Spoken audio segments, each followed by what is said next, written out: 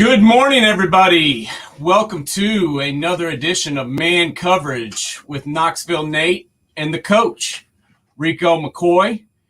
Another fun week of college football here. It is September 19th, 2021. That still freaks me out to say that, 2021. I don't know why. That's just weird to me. I don't know. It seems like we should be floating around in space cars or something at this point, but 80s babies. But whatever. Awesome day of college football. I know that you, for one thing, had a big win yesterday. I watched that game. I didn't watch the whole thing, but I watched the end of the third quarter and the fourth quarter, and I haven't seen an ending like that in a long time, buddy. That was awesome. I'm in the box, Nate. Allen University, yes, sir. We got us another win. It was incredible. It was literally a second left on the clock. 1 second on the play clock. He threw a 50-yard bomb, 57 bomb. Our freshman caught the ball at the 1 yard line. We had three guys tackling him from Livingstone College. And he had the football IQ and football knowledge too. Hand the ball off to Shamar Nelson. Jamal Jones did. Hand his ball off to Shamar Nelson, who ran it in to tie the ball game up. 1 second was on the clock, Nate. We go for two. Bo Harrington, freshman running back, runs it in. Ball game. We win the game. I couldn't believe it, man. I could not believe it. That was really cool, and I'm glad I got to see it because it was fun to watch, and it was an amazing. The way that he just caught it and then just was like going towards the end zone, and then people wrapped him up, and then he just handed it off. I was like, man, that's a heads up play by that young man. I was impressed. Yep, fought to the finish. I'm happy. So took care of home first. Got us a dub last night. You hear my voice is gone. That's how the game was last night. It was yelling and screaming the whole night. But I'm able to you guys, Nate, and talk some ball and feel good about it.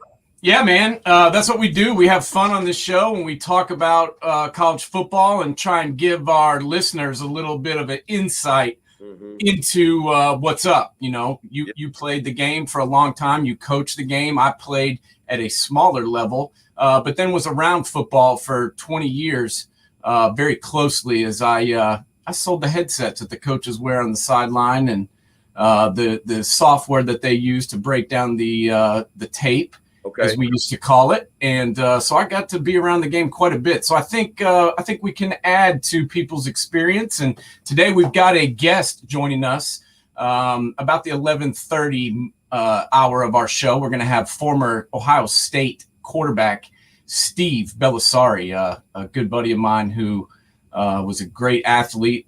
And we're going to talk to him a little bit about the Buckeyes, a little bit about the Big Ten, and get his insights into it. But why don't we get started if you're ready?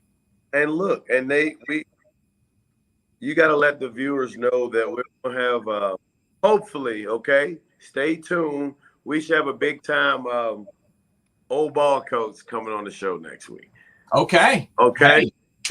I like old ball coach. Hey, a real old ball coach, okay? Hey, legendary. All right. I'm with it, buddy. Feel the beat. We're just going to tell them in.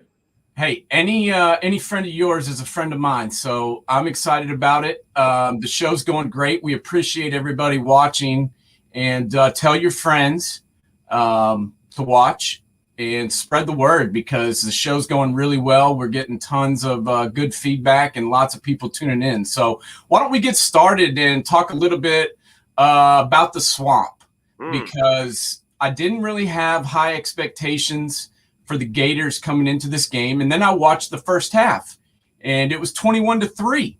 And I had even less expectations for the Gators because it didn't look good. Their defense was giving up big plays, and Bama was moving the ball, and I was like, here we go again. Here's the Gators losing to Bama. I don't know if you know this, Rico, but I've got a little FF for you, a little fun fact. Okay. Nick Saban and the Crimson Tide have won 31 games in a row versus SEC East opponents. Did you know that? I had no idea. Yeah, me neither. I did not know that. That was the Aflac trivia question during the game as I'm watching it. And they're like, who was the last, you were talking about the old ball coach, the last SEC East coach to win versus Nick Saban and Bama was the old ball coach, Steve Spurrier, when he was at South Carolina. When people forget, South Carolina never won 11 games ever, and he won 11 games 3 years in a row. But that was the last team that beat him. But Florida came back, man. They played good in the second half, made it a game. The problem was in the first half, there was a horrible pass interference call when the Gators had shut down Bama on third down, and that led to a touchdown. And then, Florida missed an extra point, and that ended up being the ball game as they lost 31-29. They went for 2 at the end. They could have just kicked a extra point and tied it. Man, lots to unwrap. What did you think about the matchup in the Swamp? I was watching that thing this morning. I recorded. Florida, they played a great game, way better than I thought they would play this year. After losing, they lost. I wasn't expecting them to come, so kudos to the head coach over there. He's a guy. He's a head ball coach for sure. Because we give Bama credit all the time about replacing guys, but I mean, you lost your top 4 weapons on offense. You lost your back, your receivers, your running back, your all-purpose tight end, Kyle Pitts, and you were still able to get in there and run the ball. And that's what I admired most about them in this game. What was it? 245 yards rushing. Alabama, 91. Yeah. Who would have guessed that? So when I look at the stats, you're supposed to win the ball game. But on 2 instances yesterday, the team that ran for the most yards lost. Okay, and we'll talk about the other team later on. So think about this. Bryce Young, the young quarterback that Alabama has, didn't throw an interception. Okay, what's my quarterback name? Emory Jones. Emory Jones. 1 interception. Now Florida still had a chance to tie up the ball game, maybe go into extra innings, like overtime. Now hear me. 1 turnover was the difference in this game. It was a turnover, and the young guy gets credit for Bama for doing what he needed to do. Manage a game. He didn't throw for a crazy amount of yards, but he didn't turn the ball over. Emory Jones turned it over. You were in a dogfight. I was looking at the stats for it. Where were we at? Young threw for 240 yards, 3 touchdowns, 22 or 35. That's a solid game. No turnovers. You did what you were supposed to do. And then you go to Emory Jones, 18 or 28, which would have been cool too, 195 yards, but you threw that 1 pick. The team with the fewest mistakes will win. That's one of the game maximums for your Tennessee Vols. It'll always be with me. And it proved that it's concrete. Listen, they outrushed them. Florida did. I want to say they managed the ball, time of possession. They won that too. And they still lost the game because of a turnover, if you ask me. It goes back to the mistakes you make. You make it at least as possible. If you got to punt the ball. But do not throw an interception. Do not give anybody a short field. And what I also noticed in that game was Florida did a great job of mixing up the run game as far as the run fits. They did a lot of motion, from the H-back tight end. They did a bunch of motions from the slot guys. And you know what that does, Nate? It distracts you as a defender. Especially if you're sitting in the zone and your alignment or your responsibilities based off of players to your side of the field, based off of formation. And Florida kept on doing it, man, to mess up those fits, to try to get them to lose focus on what they were doing. And man, it's kudos to that run game. I was very impressed. And that's why Nick Saban, after the game, was talking about intensity on the defensive side. He questioned it, challenged the D coordinator a little bit. Because when's the last time Alabama's given up 245 yards rushing? You know what I mean? To somebody. I can't remember. I can't remember the last time a team like this, a defense like this, gave up that many yards rushing. And Dan Mullen's got the blueprint down there. I mean, I love watching his offense with that, the RPO action and using the quarterback as a runner. I mean, they had, they've been running a 2-quarterback system the past couple of weeks, and I forget his name, number 12 was banged up, and so he didn't play him, and Emery had to go the whole way. And to be honest, I thought he did a good job. I thought, that one pick was bad, but he ran the ball tremendously. He had 77 yards, averaging 4 yards a carry, ran for a touchdown. And I thought he, did a good job in the RPO system, in the spread, handing it off when they had the running back had the holes and keeping the ball to keep Alabama's defense honest. But, the Tide – the Tide wins again, man. I'm getting so sick of watching Alabama win football games. I just want anyone to beat them. I don't even care who it is at this point. I just want someone to beat the Tide. Is it going to happen this year? Can someone else on the schedule beat them? I don't know. What do you think? I don't see it happening this year. And as much as I would want to see Bama lose, I also respect what's going on. It's a dynasty right now. It's something we might not see for a long time. So you can hate on it, and you also got to take notes if you're in the sports world. You got to take notes because they do a 30 for 30 on this thing, or when they do a football life of Nick Saban and the Crimson Tide. Listen, it's going to be something special. So, you gotta smell those roses, flowers while they're here before they die out. But also, you want to see somebody else shine. So I don't know, man. I'm conflicted, but dang, the man's great. The man's great. You know what winners do? They find a way to win. No, I agree. He is the best coach in college football history, in my opinion. Especially considering how competitive college football is now, how competitive recruiting is, how the transfer portal, everything that we're dealing with, and this guy keeps rolling.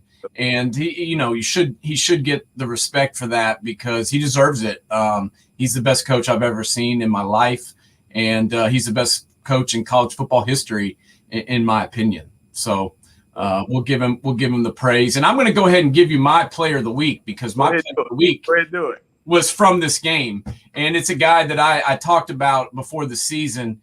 And this guy, even though I'm not a Bama fan, I do love watching him play, and that's the defensive end, Will Anderson. You may remember his dad, Big Willie Anderson, who was a all-pro left tackle for the Cincinnati Bengals for years and was a badass. I think did he go to Auburn? What was his nickname? Big Willie? I don't know. Big Willie. Big Willie was a badass, and his son, it seemed like he was in the backfield all day. I think he finished with 7 tackles from defensive end. He had 2 or 3 tackles for loss. He had a quarterback rush. He's only a sophomore, but he looks like he looks like he's ready for the next level. He looked like it last year. Right now. Yeah. Last year. He's special. He's legit, man. So that's my player of the week. And why don't we stay in the SEC and talk a little bit about game 2 on the docket, which is Penn State.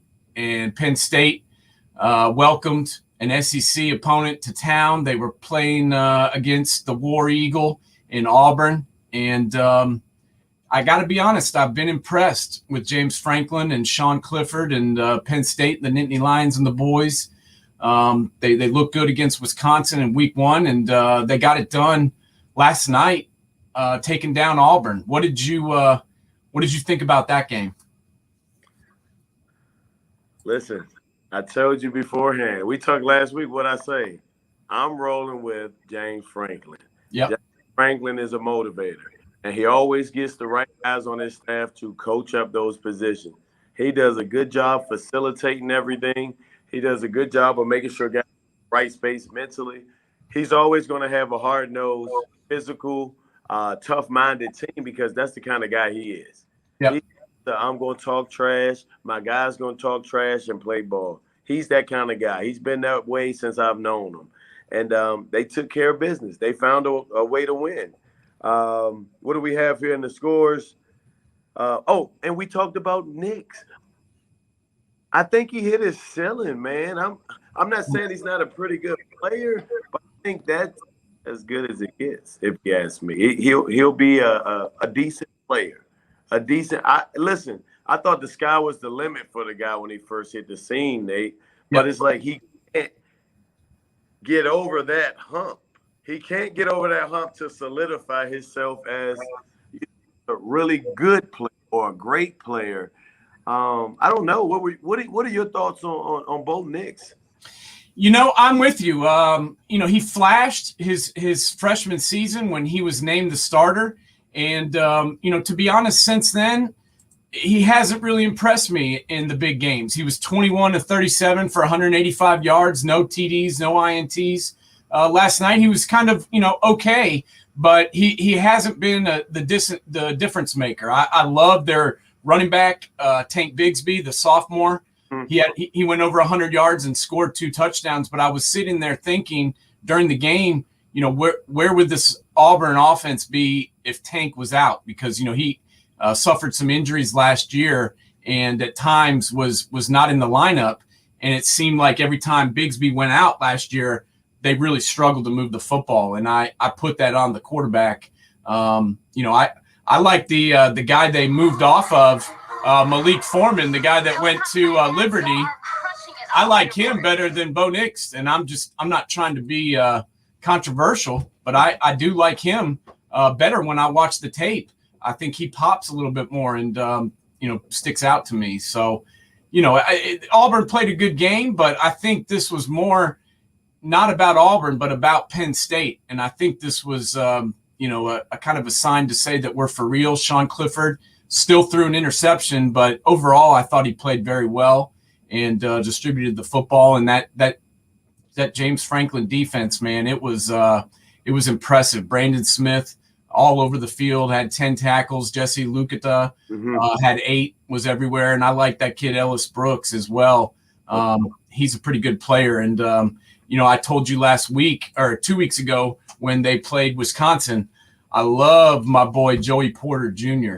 I was a huge fan of his dad, and I talked about him, how I liked how he played, and he had an amazing game last night. Was everywhere. I think he finished with 5 tackles, had a couple passes, defensed, and he was all over the place. So kudos to James Franklin, man. He's a good coach. He got the job done. It was a ball game. It came down to who wanted it the most. I'm going to piggyback off you with my quarterback Clifford. He played a great game. I mean, he had that 1 turnover, but he was 28 of 32 for 280 yards, 2 touchdowns. Okay, he played a heck of a game, and they still evened out. It was a wash with the turnovers. They had 1 turnover apiece, so it didn't come back to bite them in the butt, and they were able to pull it through at the end. I guess go Penn State. Yeah, I mean, right now, Penn State to me looks like the best team in the Big Ten, and that harms me to say it.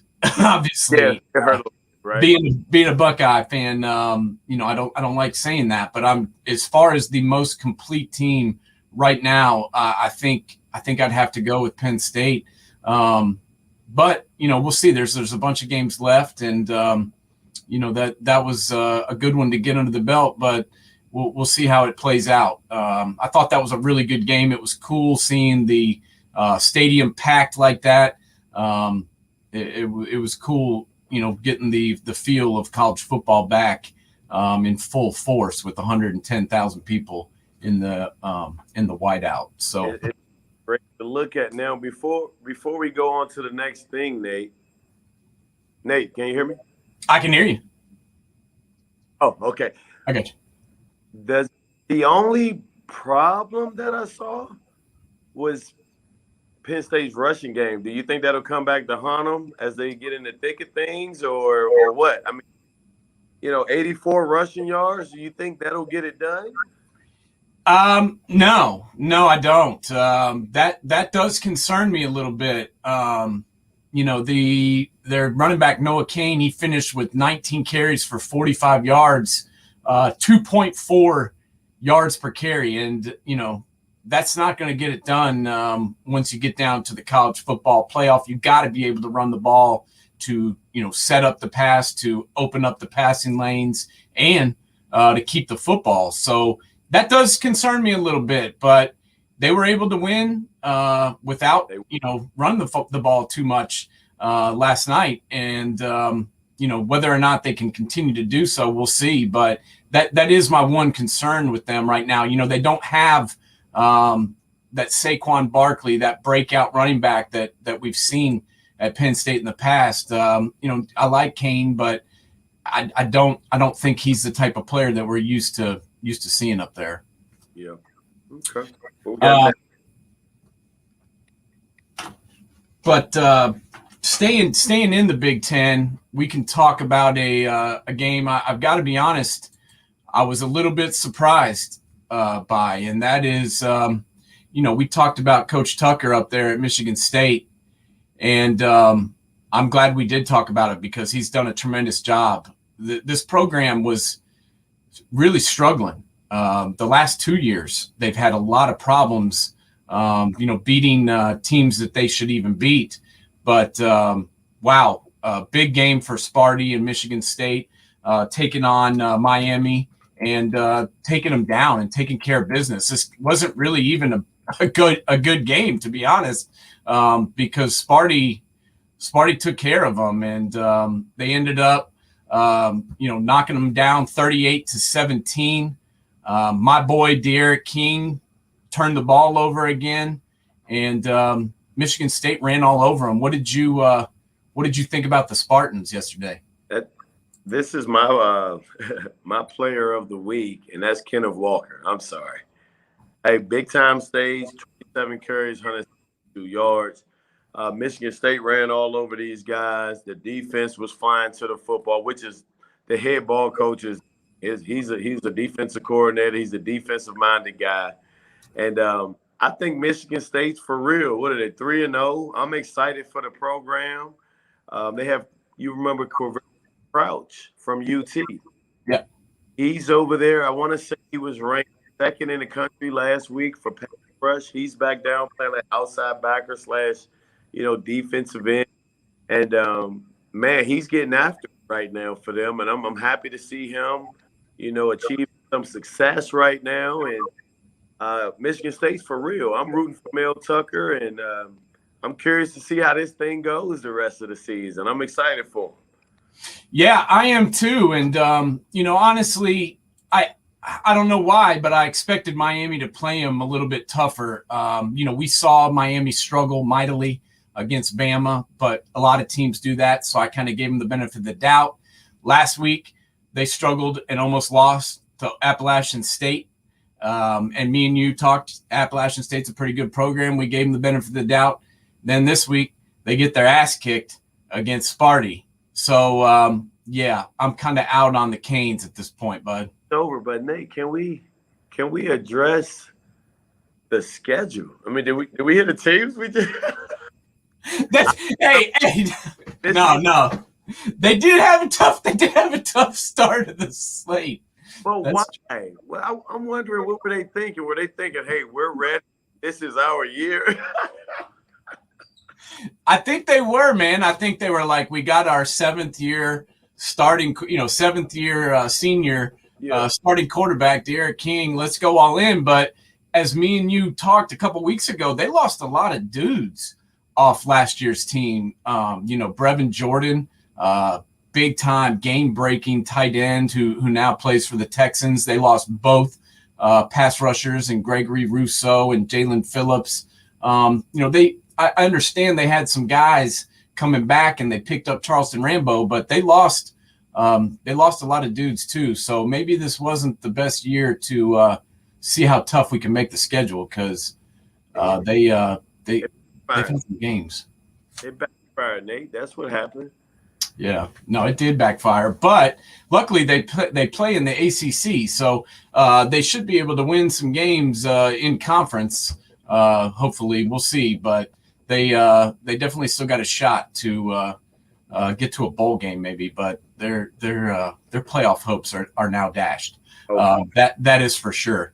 The other game that I wanted to hit on a little bit here, we're going to have Steve Bellisari, former quarterback of Ohio State, join us here in a couple of minutes. But before he gets on, I want to talk to you a little bit about Boomer Sooner and the rivalry renewed yesterday with Nebraska coming to town and taking on the Oklahoma Sooners. Nebraska has struggled so far this season. In fact, game one, they were really bad. So I thought this might be a one-sided affair, but it didn't turn out to be that way. This came down to, a one touchdown game. 23-16 was the final, and this was a little bit closer than I think a lot of Sooners fans anticipated. What did you come out of that game with?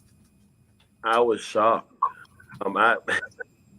If I was a betting man, I would have put money that this game would have been at least 14 points or more different, right? Nebraska got up for the game. I don't know if it was because it was an old rivalry. Oklahoma played down, but you can even go look at the total yards. Nebraska 304 to OU 408. I mean, it's rushing yards. OU had, 194, Nebraska 95. Nebraska improved a whole lot, or did Oklahoma take a week off? I don't know. I didn't get to watch this game. Nate. I just went to the box scores for this one. I got to wake up and I watched a couple of the TiVo games, but I didn't get to see this one. I'm going off the stats, and from looking at the stats for this Nebraska game, Nebraska showed up to play football. You got to watch some of it.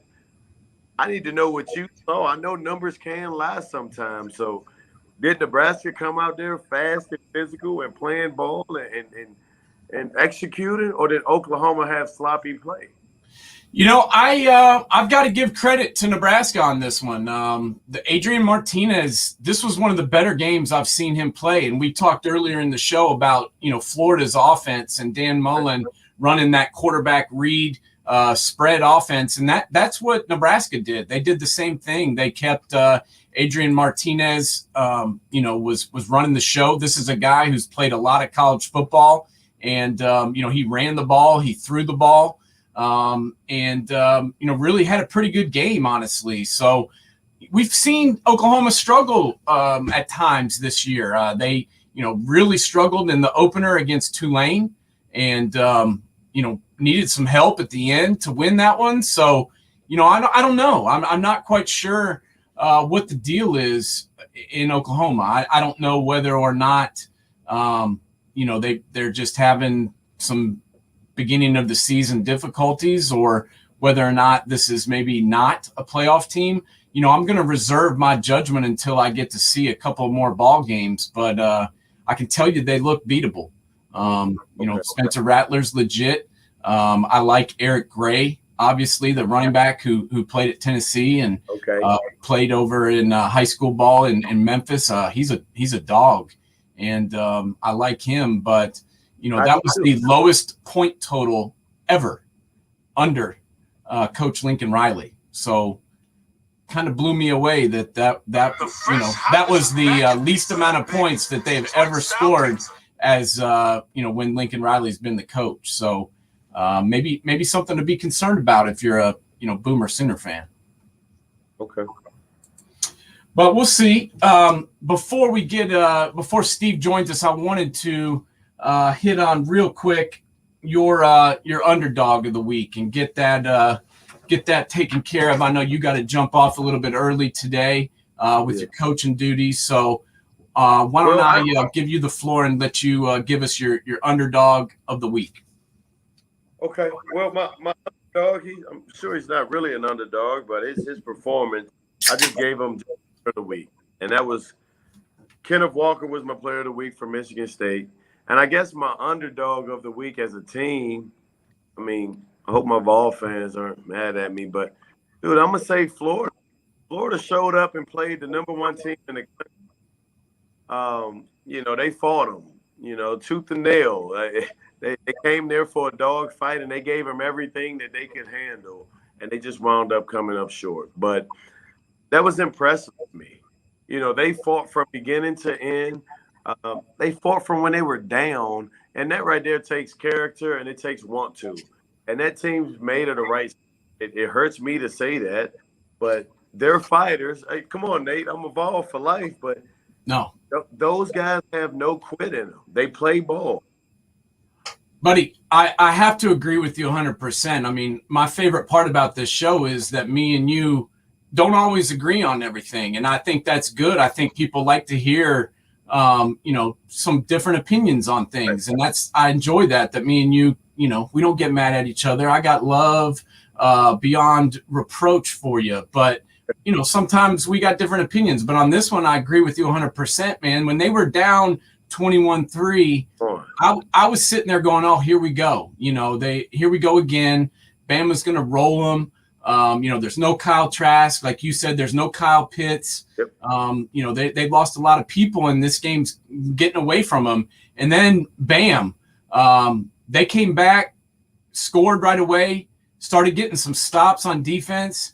And I think it showed a lot more to me about this Florida team really than it did the Alabama team. I mean, I don't think any less of the Tide after this game. I just think a lot more of the Gators and the performance they did, and being able to come back like that, being down 21-3 at home.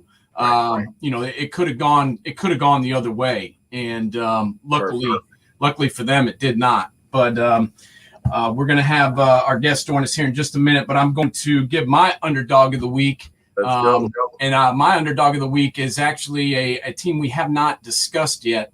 But we had a difference of, I just said that sometimes we don't always agree on things. I said that I was all in on the Bruins, and you told me to, pump the brakes, and you were right. And I was wrong because Fresno State kicked their ass yesterday. Oh, they didn't kick their ass, but they beat them. And my underdog performer of the week is Ronnie Rivers, the running back for Fresno State. 21 carries, 136 yards, 2 touchdowns. And they gave UCLA a dose of their own medicine and ran all over them. So, Rico, you were right. Maybe I just wanted to jump on the bandwagon, but I was wrong. And it happens. I have to admit it and give them my underdog of the week. So, all right. Well, let's talk. What's up? You got something? Nate, you know what we should start doing? What's that? Maybe we should start next week. We'll start it. We'll start doing our pick'ems for the top. Let's just say we'll pick 5 games a week, and we'll do our picks and record. Right. And we'll see how we finish up for the year. I think we should do that. All right, me versus you, buddy. We'll Let's do it. All right. Well, we're going to have to talk about the other game in the Big Ten, and that is the Buckeyes versus Tulsa, which I did not think was going to be something that would be that interesting, but really it was. And today we got a guest here to join us, and a pretty good guest to talk about this game. Former quarterback for the Buckeyes, number 8 in the program, number 1 in your heart, Steve Bellisari. We're going to pull him in. Right, let's go, Steve. Steve, you hear us, buddy? Yeah, I got you, man. You got me? Yeah. How you doing today? Good, man. Getting ready for football Sunday. You know that. Hell yeah. Yeah, we had a little football Saturday yesterday, and obviously we're going to start a little bit with you talking about the Buckeyes and the victory, I guess, versus Tulsa. What did you think about that one? Yeah, I think we got a young team and we're playing like it, right? I know we scored late, made it look a lot better than it really was, but I also don't think it's that bad, right? I think we have to adjust some of our expectations, but at the end of the day, I feel like we're starting to hit our stride, right? You look at the defense, we're not doing much to bring pressure, which I hopefully will start doing over time. Because we're playing just a lot of base man coverage, right? So we're putting our guys in some tough spots, and we've gotten exposed a couple times. But at the end of the day, we got a young team that I think you're going to see week by week continue to get better. On the quarterback side, you look at Stroud, and he'll make the throws that you want him to make, right? The tough ones. It's the easy ones that he's just trying not to mess up right now. And I just wish he'd just start letting it rip, right? If he does that, I think he's going to be just fine. Yeah, no, I agree with you. And Rico, want to ask you, I know you probably didn't get a chance to watch the entire game, but what did you, talking about the Buckeyes, and obviously they've had their defensive struggles, and you being a former defensive standout, what do you think about the Bucs defense at this point? And talking about this game, they gave up some yards even though they made some changes. You think the defense has still got a chance to turn it around? There's always a chance, that, but 500, you gave up 500 yards to Tulsa. No, and let's be real, it can be anybody's day on a Saturday, right? But 500 yards, and we've kind of seen it build up since the beginning of the season. And Steve hit on the head. You have a bunch of young guys out there, so I'm thinking the D coordinator wants to keep it kind of simple, doesn't want to the complex blitzes, because when you get motion and things of that sort, those guys will make some mistakes, and we're going to leave the other big plays.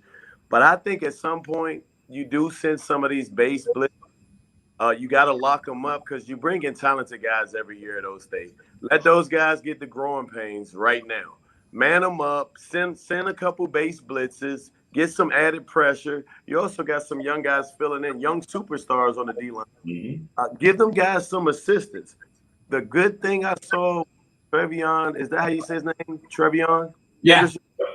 Hey, you just got to give a fist pump for a guy like that on your team. He's going to keep you in any ball game the way he ball yesterday. But 500 yards is excessive. But like we said, any Saturday, something crazy can happen like that. It's just been a downward trend for Old State right now. And I like Old State. Look, you might know this, Steve, but I was this close, to going to Ohio State before I went to Tennessee. And I was up there with Jim Tressel and Luke Fick, who was the D coordinator. And I have nothing but respect for those guys in the program. And, man, I'm hoping that they make the right changes and can slow people down on the defensive side. Because right now we look lost. But I am a fan. Don't get mad. But we look a little lost. Yeah. No, and what Steve, I'd like to hear Steve kind of just extend upon what you mentioned about, the pass rush. Obviously, we've got Harrison didn't play, but we still got Jean Baptiste, we got Sawyer, we've got JTT. But at times yesterday, I was kind of like, this guy's got all day to throw it, and then we're in zone and guys are open. And I'm like, either we need to cover better or we need to get after it. I know the play calling duties, I'm still not sure exactly who was calling them, but apparently they took them away from Carey. What can they do to fix that pass rush issue? It's a mindset. At the end of the day, what I see Ohio State doing right now is that they are playing not to lose versus playing to win, right? They need to be aggressive, right? And it's a simple mindset, and it's, hey, we got young guys. We don't want to make mistakes. You got to throw that out the window and get after it, right? I mean, we have athletes. I'd rather see us give up a big 70-yard touchdown because we had a nice blitz and we just didn't get there, right? That's going to happen. Yep. I'd rather give up 21 points on 3 big plays like that versus letting them clip off first down. We got to get some momentum. And you started to see it late, right? We started to get some pressure because we started to bring some things differently. Can't wait, man. We got to put them on their heels. And that's one thing. If you look at Nick Saban historically, he is the aggressor. Yes, sir. Versus vice versa, right? So it's to me, it's a mindset. We have the players, we have the coaches to do it. Now it's just a matter of going out and executing. Kind of throw out all the we're young and stuff out the window and go get after it. And that's what I want to see out of the quarterback play too, right? He's got to make mistakes. That's okay. You got good players around you, man. Let it rip. Stop trying to make the perfect play. Just make a play, right? That's what needs to happen. Yeah, and I wanted to ask you guys both about this. Rico, I know you got to run, so I want to ask you first. this kid, back when you played at UT, expectations were still very high.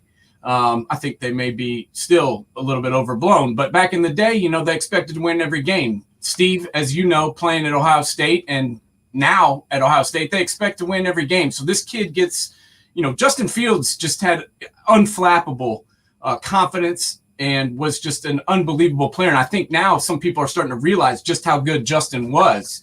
And so, Rico, I'm going to ask you, and then Steve, I'll ask you the same question. This kid's got a lot of pressure on him. And obviously, I think it's affecting him a little bit. How does he overcome that and, just play his game? That's going to come from your coach. That's definitely come from your coach. And me coaching here at this D2 school, I'll have some kids ask me from time to time, well, what's the difference in me and this guy that's playing, let's say across the street, at the University of South Carolina? I say it's the mentality. It's the self-confidence. It's that when I get caught up on a blitz, I'm going to keep fighting. I'm going to come with a counter. I'm going to come with a second or third move and not just give up. It's your mentality, man. That's the strongest muscle on your body is your brain. I mean, because I got guys here that are 6'5", 320, can run, look like bodybuilders. And the difference is the mentality. So you got to build up your players mentally.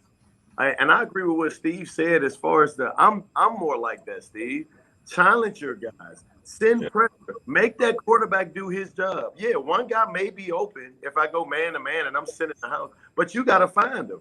Mm-hmm. I agree with you, Steve. But to answer your question, Nate, it's a psychological thing. It isn't just, hey, guys, here's what we have to do. Here's what this guy's going to be. Here's what this guy's going to be. You do this and that. I say, hey, look, come here. We're going to go out there tomorrow. You're going to have a little heat in your face. Read the pocket. Go to read one. If you need to hit a check down, hit it down. Hit the check down. But it's a confidence thing. You got to speak it into existence with players, man. Everybody's not the same. You may have 5 stars in high school, but all of them aren't 5 stars mentally. That's the difference. Some guys, you got to spend a little extra time off the field. Hey, come in here QB. Let's have lunch. Let me hear a little bit about your personal life. Try, because that builds trust, guys. Open up a little bit to them. They'll open up to you, and then in turn, they'll trust you more as a ball coach.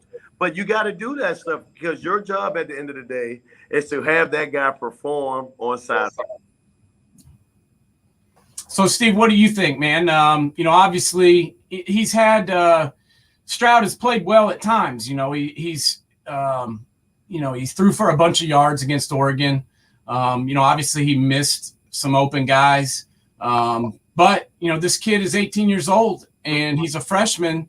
And honestly, I think considering the pressure that's been put on him and the positions he's been put in thus far, I think he's done pretty well. What do you think about, him moving forward? Obviously, Day has confidence in him. He picked him. He's stuck with him. He's never wavered from him. What do you think about him going forward? And what do you think, from your perspective, dealing with the pressure that comes along with being the starter at Ohio State? Well, first things first, we all have bad memories. JT Barrett missed passes. Justin Field missed passes. We make mistakes. We also forget that Justin Fields had the opportunity to kind of have his growing pains at the University of Georgia, the transfer. So we got someone that was a little bit more mature. Transferring is not an easy thing. You talk about having confidence. You're going to leave the school that you picked to go. So you better have that confidence. Now, the other part to this, you can't move forward if you're always looking in the rearview mirror, right? And so with JP, he needs to not worry about what's happened in the past, who the other quarterbacks were.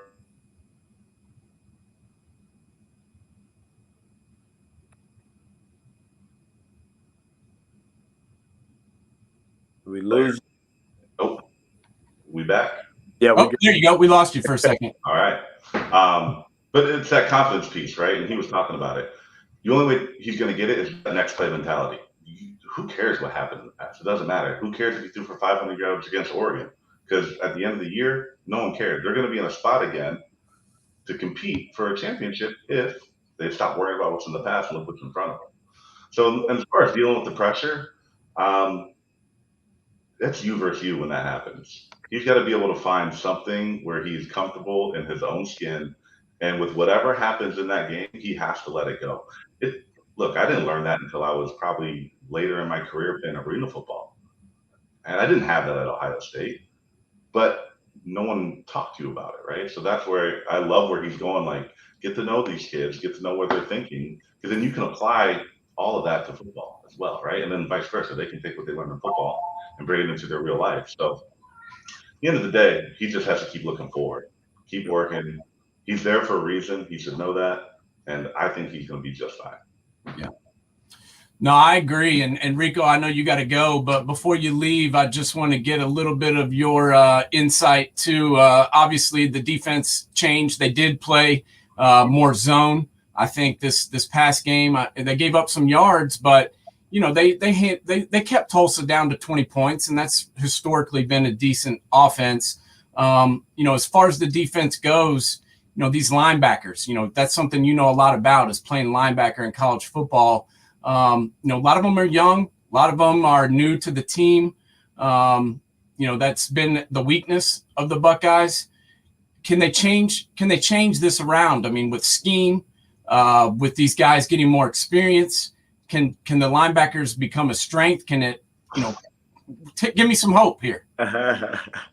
They can be, man. They can definitely change it around. It's just your approach. It's back to what Steve said. It's a mentality with everything. And it's funny that we're talking about this topic. I have a bunch of young guys here, and I have a couple guys that I converted right now to play inside backer because they already had that. They already had the strong mentality. They were already physical. So now I got them here right now, hopefully, just demonstrating how it's supposed to be done until my young guy. I got freshmen, man. Freshmen, got them right before camp started. So we didn't get summer workouts. We didn't get installs over the summer. So not only are they learning plays, but they're actually seeing that you got to play at a faster level now. You got to process things faster now. So what I did was took some older guys who were playing defensive end, set them in here on inside, tried to coach them up really fast, give them the basics, teach them the coverages that we're running, because they had naturally to run and hit. Now let me tell you the process. Now read here, run here, play ball. So in your case up there, I know that those guys will come on. It's just a matter of time. That's spending more time with your inside backer coach or D coordinator and sitting there watching film and talking through the plays that you're seeing. Pull the trigger now. Pull the trigger now. Hey, I don't care if you mess up as long as it's full speed. Give me a guy who's going full speed, messing up, then give me a guy who's tiptoeing out there doing the right thing any day of the week. And that's what you need to tell them guys. If you're playing full speed, a lot of times, especially a guy at Ohio State, your athleticism, your skill set is going to make up for something. Trust me. I just need you to go full speed. So I think another game or two, you guys will be back in the thick of things. They just need more experience. The more experience you get, the more repetition, the more comfortable you'll be. Crisis can happen unexpectedly to anyone. And though it may, your ability starts to show more. Now you're seeing that 5-star linebacker from PA or Ohio or Florida or Georgia. Now you're seeing that ball player, because the moment he's like, oh, I've seen this before, he's going to be that beast again. Your guys will get there, Nate. It's a matter of time. Yeah. No, I'm with you, man. I'm not one of these Buckeye fans that, we lose one game and they jump off the building. That's not my steezo.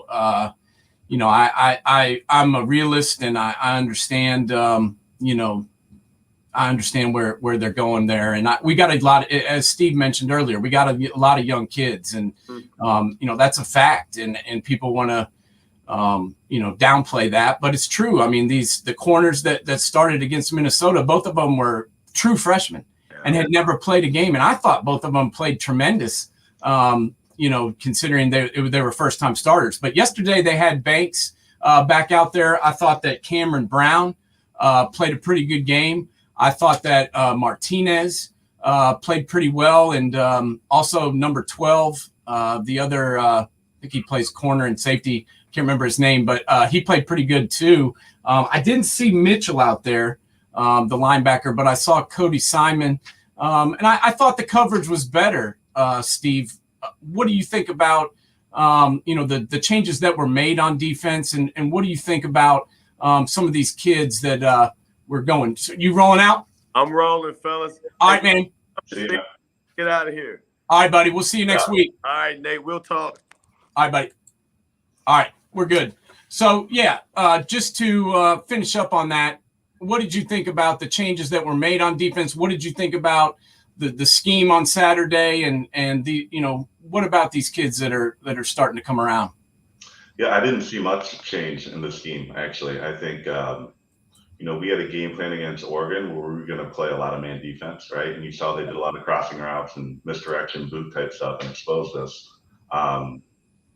And I think this week we sat ourselves in a lot of zone just because we didn't want to make those mistakes, right? And try to get some people to run up and make tackles. That's why they didn't score as many points, right? We gave up a lot of yards, but we were able to contain that and keep things in front of us. So I think we got to have a healthy mix of both, right? I think if you look at the last two games, we've been really one-sided on defense. There's either straight man coverage or we're going to play this looser zone. We need to mix it up more and get a little bit more creative. And, that could be that they're just waiting for these younger guys to get comfortable with the scheme and going out there running full speed. But if you look at towards the second half of last week or this week, a lot better on the, getting pressure on the quarterback, right? We dialed up a couple zone blitzes that allow us to get pressure, and we made some plays. And I think if we can continue with that trend, scoring late is huge. We have young, 18 to 20-year-old kids. Like, momentum's a really big thing. And I think we got that towards the end of the game, which I think will carry over as we continue to move forward. So I don't think it changed a lot. I think we kind of kept it pretty basic. And but now it's time to start turning up the heat. And if we can do that, it's going to help our offense too. So. Yeah, I agree. And obviously that was a big game from TreVeyon Henderson. I don't know if you caught our preview show, but my breakout player of the year was TreVeyon Henderson. And I'm not just tooting my own horn here, but when you're right, you're right. I saw a lot on tape of this kid. He didn't play his senior year of high school. He opted out, I believe, or I don't think their team even played, but I saw enough of him as a junior to be very impressed. But I got to be honest, I'm even more impressed seeing him play. I mean, as a freshman coming in there and doing that, especially yesterday when we were struggling to throw the ball. He just has that, in my opinion, he has that burst, that second level speed that the other guys don't have, man. And I just want to get your thoughts. What did you think about him? Yeah, I'm impressed. I think one of the things you look at in a running back is when they tackle, do they fall forward or not? He's got that good forward lean on every run. And to your point, he's got that other gear. When it's time to go, like, he can hit that hole and burst really well. So he does a great job of setting up his blocks, more importantly. And then he has that speed where the last running back that really did that well, Ezekiel Elliott aside, Maurice Clarett wasn't like a burner, right? But he had that patience about him. He knew how and when to set up his blocks. Now you got this guy doing the same thing, but with that top end speed, you're going to see a lot more games like that. That was impressive. Yeah, I mean, he had 4 different runs that were 35 yards or more. No doubt. And that's pretty impressive. And especially considering, like I said, we were struggling a little bit throwing the football. And, we had to run it. And they knew we were running it at times. But I thought the offensive line played pretty well yesterday. I saw Mumford go down. I don't know if he's hurt, but they're going to need to get him back. I thought Paris Johnson, moving him to guard has been a very, very good experiment, in my opinion. I wasn't 100% sold on him as a tackle, but I think he's playing very well at guard. Being a former quarterback, what is your overall assessment of the O-line so far, and where do you think they're heading? I mean, I don't think Stroud's been sacked maybe once this year. One time. And we're averaging, call it 2+ a game rushing. That's a tribute to the offensive line. So that's not our issue. I think they're doing just fine. And the movements and the player changes they've done have worked out really well. He's got to make plays. I think last game, Olave didn't even have a catch, did he? This was the first game, I think, of his career that he didn't have a catch. And actually, he had one catch, but there was a penalty and they waved it off. So that's scheme. That's play calling. We got to get that kid the ball. Yeah. Right. Get some easy completions. Get some confidence up for Stroud. you get two guys that can stretch the field and put a lot of people under pressure. Got to keep using them, right? And that's part scheme. So instead of making those easy catches, we decided to run the ball last week.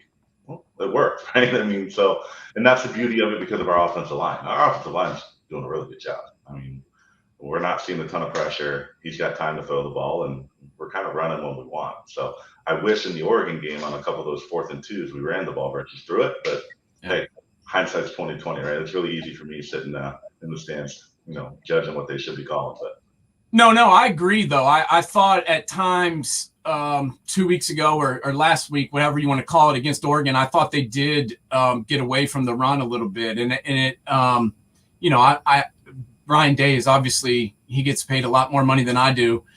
So I trust in him as a coach, and I believe in him 100%. But I do think at times, you get down by a touchdown, or I think we were down by 2 touchdowns at one point, and they just feel like they have to get it all back at once. And I felt like we would have had a better chance to win, like you said, if we would have ran the ball a little bit more. But, this season, in my opinion, is going to go as far as these 2 freshman defensive ends go. I really believe, I think JTT Talamua is coming around. I saw some really good plays out of him yesterday. And as I mentioned before, Harrison didn't play yesterday, but I like him. But I've got to be honest, I feel like they need to go ahead and get Sawyer and get JTT out there, because that's what Ohio State has really, thrived on over the past couple of years, is having that elite pass rusher out there. And I think these 2 guys are those guys. Yeah, I agree. I think it comes down to this. We're still trying to find out our identity right now, right? And that's why you see 1 week it's heavy pass, next week it's heavy run. As we continue to mature through the season, you're going to see the difference. And that's the same on defense too. We've been fortunate in the last, call it 3 years, we've had someone that could get pressure in base defenses, right? We could bring 4 and still get pressure. We'll get there, right? We have the guys to do it. We got to start being a little bit more creative and finding ways to help them get pressure. And that's what we started to see the second half. So I think once they finally, decide what kind of team they want to be, we'll be just fine. All the pieces are there, right? And I think the coaching is getting comfortable with these new guys and how to call it and when to call it. But if there's anyone that can do it, it's Coach Day. I mean, I have all the faith in the world. He's by far one of the best coaches in college football. So I agree. I admitted on the show a couple of weeks ago when, Urban decided to step down and they named Ryan Day the coach. Obviously, I seen him call plays and be an offensive coordinator, and I was very, very impressed with him. Overall, I was very impressed with him. But, you never know about somebody until they become the head coach. You got to be the CEO. You've got to be the manager. And I think he's done a tremendous job, especially with the crazy ass Buckeye fans that expect you to win every game by 40 points. So I think it's pretty amazing what he's done so far, and I think he'll be just fine now. After I talked to you the other day, and I knew you were coming on, I watched the 2000 Penn State game, and that was pretty sweet, man. I urge all our listeners to go check that one out. It was a pretty good game. And then I watched Penn State play yesterday. I don't know if you saw it, but they looked pretty good. You got any thoughts on Penn State thus far? I watched them the first week against Wisconsin, and that wasn't a great game. There's a lot of mistakes, and I think they were still trying to figure out who they are. You saw last night that they know who they are, and playing in a home atmosphere like that, I would tell you, if you have the chance to go to a game in Happy Valley, it's arguably the best stadium in the country to go watch a game. The atmosphere is amazing. Challenging when you're on the other side of the ball, right? But they came together last night. They overcame, some stupid play calls, right? They punted on 3rd down, which is, I don't know how that happens in college football, but they looked really good. They got a good running game. Their athletes made some plays out in space, and it's always good when the Big Ten wins against the SEC. So we'll take it. Yeah, I was telling Rico about that earlier. He said he almost went to Ohio State. I was like, man, you almost made a good decision then. But you can't win them all. But Steve, we loved having you here today. Hopefully we can get you to come back on sometime this fall and talk a little Big Ten football. Absolutely, man. Let me know anytime. All right, buddy. I'll let you go. But thank you so much for coming on today. I enjoyed speaking with you. Always love hearing your thoughts on the Big Ten and Ohio State. Appreciate it, man. Good talking to you. All right, buddy. Have a good one. All right, guys. Thank you all so much for tuning in. My name is Knoxville Nate. This is Man Coverage, and I'm going to say good night or good afternoon to everybody out there from me and Rico. We really appreciate all the support. We appreciate everybody tuning in. Tune in next week, same channel, same time, 11 a.m. Eastern Standard. We'll be breaking down all the games. We'll have Rico getting in depth, doing some coach speak and explaining to us why the games were won and lost. So have a great Sunday and a great week, and we will talk to you guys again next Sunday, 11 a.m. here on Man Coverage. Adios.